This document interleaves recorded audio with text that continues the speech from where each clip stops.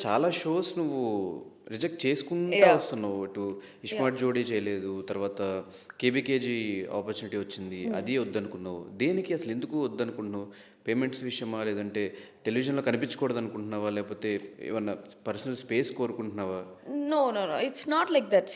ఒకప్పుడు గట్టిగా ఒక పెద్ద ఇదిగా పెద్ద పేమెంట్ వచ్చి చూసిన వాళ్ళు సడన్‌గా దాంట్లో సగం పేమెంట్ ఎత్తేసి ఇస్తా ఉంటే నాకది యాక్సెప్ట్ చేసుకోలేకపోయినా కాబట్టి కొన్ని షోస్ యాక్సెప్ట్ చేయలేదు.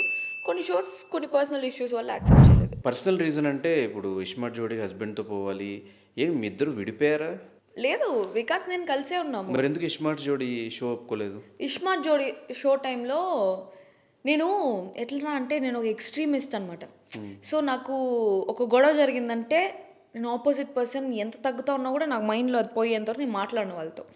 సో ఇస్మార్ట్ జోడీ టైంలో ఏంద్రా అంటే నాకు వికాస్కి గొడవ, నాకు వికాస్కి ఎప్పుడు గొడవలు అవుతూనే ఉంటాయి.